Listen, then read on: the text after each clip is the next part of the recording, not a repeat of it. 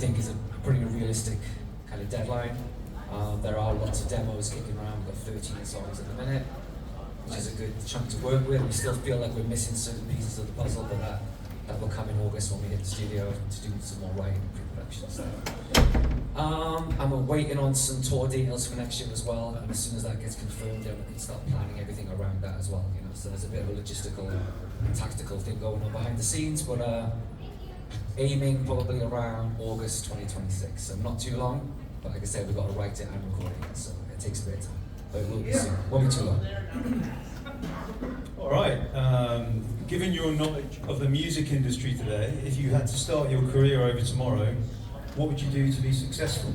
I think the principles are still the same. You know, you start a TikTok. You know, ultimately, you start a band, you become true to yourself, true to the music you love. Try not to get distracted, and try and carve your own style. It starts with that, and then, like I said, the principles are the same. You still got to get out there and tour, but it's finding venues that are the small venues that support underground scenes that hopefully you can start a scene, you know, because that's how you build it. And I mean, nowadays there's so many more tools available compared to when Bullet started. You know, you've got social media. It's almost easier in some ways, but more difficult in others because it's saturated, isn't it? There's loads of bands, and therefore the only thing you've got left is your musical identity. So I think you've just got to stay true to your path and really believe in what you're doing, because you know it's about the journey, enjoying yourself. It doesn't matter about getting to the end of it, just enjoy that journey, that process, yeah? God, that was good. Hell yeah. What is the best question of today so far?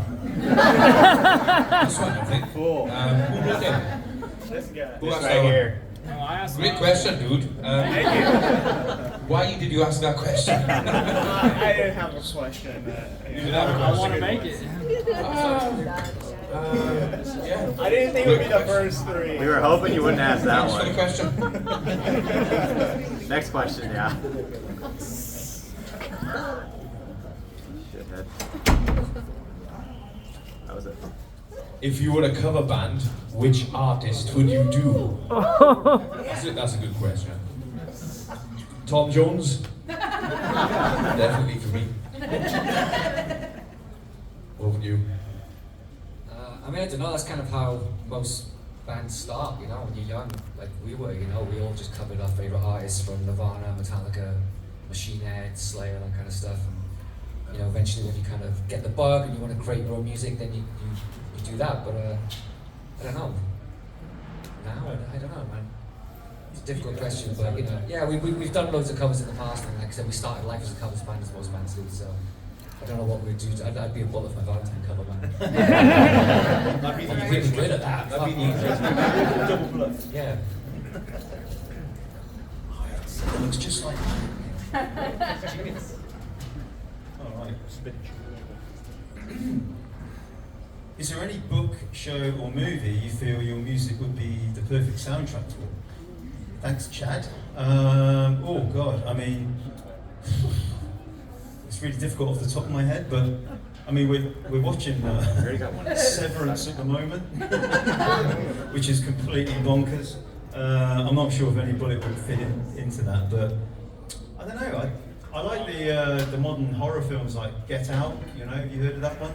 It's quite old now, but stuff like that, when we've got such a wide range of styles within our music. Like the last album, we had songs like Can't Escape the Waves, which has got a sort of trippy intro, and I think it would, it would work well on that kind of film. Maybe any Disney film coming out. Maybe Parasite. Have some money. Frozen 3.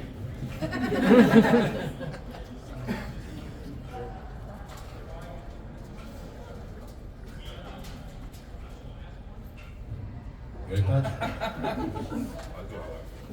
You gotta ask that one now. T or A?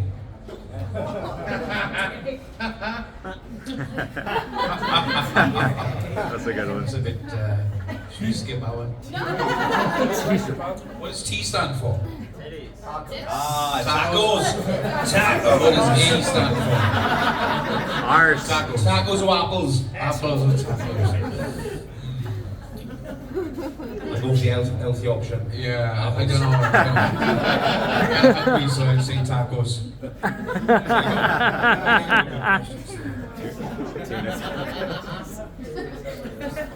That's 2 in a row now.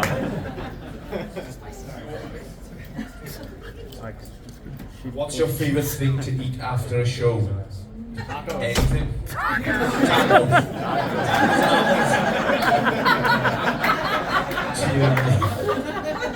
Are we gonna fucking answer that? Guys. Guys from Mexico, sorry, just white is bad. Can you see that? Oh, fuck, that's me. It's more of a comment than a question for Jason and Jamie. So Skip we'll go that with one. What is the hardest part about being on tour?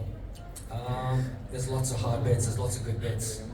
I think the hardest part is getting on the plane and leaving family and friends and all that kind of stuff, especially when it's a long tour like this. This tour is maybe the best part of 2 months. So we've kind of had to, we were on tour for 5 weeks before we came up here in the UK and Europe. We had a couple of weeks off and then we came here, so it's just saying goodbye really. That's always the hardest part, but we've been doing it for a long time, we kind of know the drill. And then being on tour, I think it's kind of as the tour progresses, just kind of the fatigue sets in, mental and physical. But we've been doing it a long time and we kind of know how to kind of handle ourselves. There you go. Handle ourselves, but yeah, I don't know, but all that stuff pales in comparison then. But when we get to play in front of all you lot every night, what I mean. So that's kind of why we're here. That's what we do. That's what we love. And as much as we have to make sacrifices to do our job, we wouldn't change it for the world. You guys are the best, and we love coming out here and sacrificing that shit for you guys, man. So. Hell yeah! Yeah. This is a question for me and Jamie.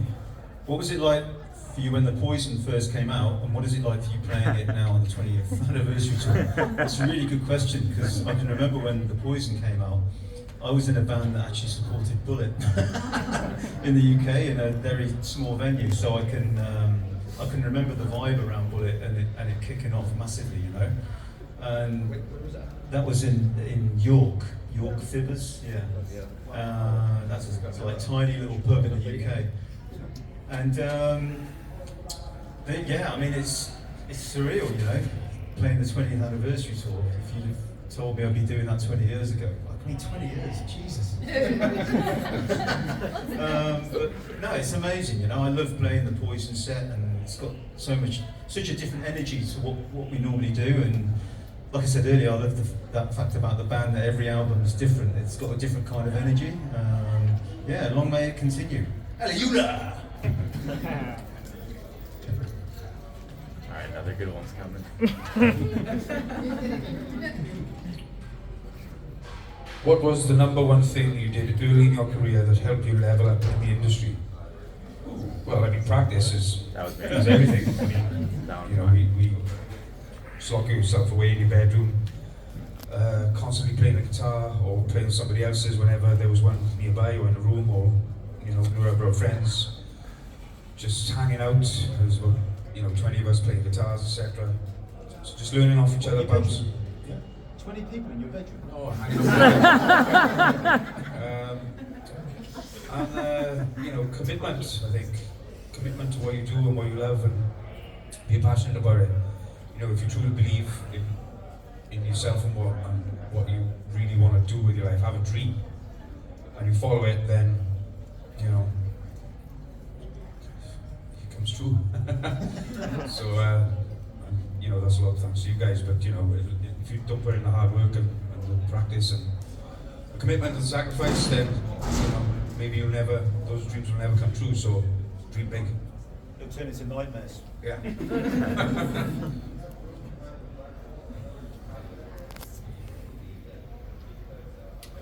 What is everyone's pre-show ritual? Sorry. Also, please listen to Swept to See band. Also, please listen to Swept to See band. Who did that? Who said that? Hey. So, guys, yeah. Check those guys out. My beautiful wife Swept did to that. see. Awesome. Pre-show, pretty much do our own thing. Obviously, me and Matt do like 30 minutes of vocal warm-ups. You know, just go over a few things. You know, a few songs. You know, a few scales on the guitars, and obviously Jace does his Ouija board. Ouija board. Chalice is place. And yeah, just trying to get your head into show mode, really. Do you know what I mean? Like coming over here, especially this week, we've been jet lagged to fuck. just getting your mind and body into show mode, and just putting the best show on we can for you guys. Oh, yeah. Yeah, I think for me personally, ritual is just kind of chill throughout the day. Depending what time we're on, I personally don't like to eat about 3 hours before a show. Because being a singer, that can get kind of not good. What do you think? Yeah, burpee and you know, I like to feel light on my feet on stage, so I try like after this I'll just cram something into my face really quickly, and then go and have a lie down. I like to have a little nap before a show, and then about an hour and a half before stage, I'll do some bubbling on this bubbling thing I have, which regulates my voice. Do about 20-30 minutes vocal warm up, and then get ready for stage and kick your asses. It's good to have a routine, otherwise you can just do nothing and But Jamie said the last few days have been quite rough. We didn't, after the last tour we had 3 weeks off, we didn't do any rehearsals. And then we got on a plane, we got out here, we landed about 10 o'clock in the night in Vancouver, and then none of us slept that night, and then we got up and played a show then 10 o'clock that night. And it's kind of been a bit of a whirlwind since, but I think, we're getting there. But jet lag is a bitch. So just trying to kind of sleep and nap when you can today is beneficial. Today will be better. Oh, the shows have been great. You know, it's just we're just all kind of a bit kind of fuzzy. But, you know, it doesn't matter because we're fucking amazing. Don't you worry about it. It's our problem. what is a piece of advice that helped you in your career? Quite simply, someone said to me, an old manager said to me once, just remember, twice as long, half as much. So everything takes twice as long as you want it to, and you get half as much as what you think you're going to get, basically. But it just boils down to... Negative Nancy. Who's that advice on?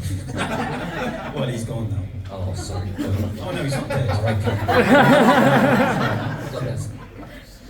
But yeah, because I think when you're a young band and you start, you want things to happen really quickly, and if you're not patient, then that can get the better of you, and then you don't know how the music industry works in terms of money, and there's so many costs involved. It's just obscene, and since COVID, costs have been going like that, and then the band's fees stay the same.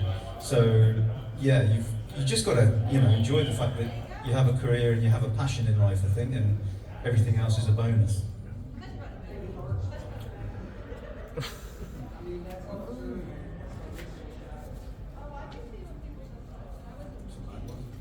We have time for one more question. Hi, Jen.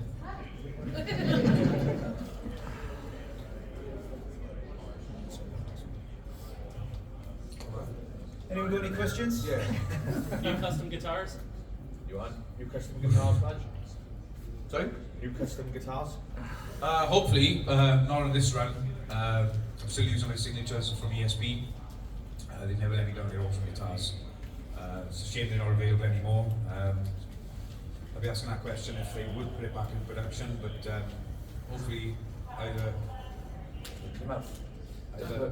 hello, check. If ESP don't have it, we'll see if anybody else is, but I don't know, just keep your eyes out.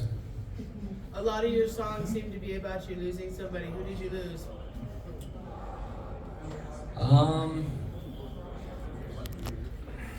Yeah.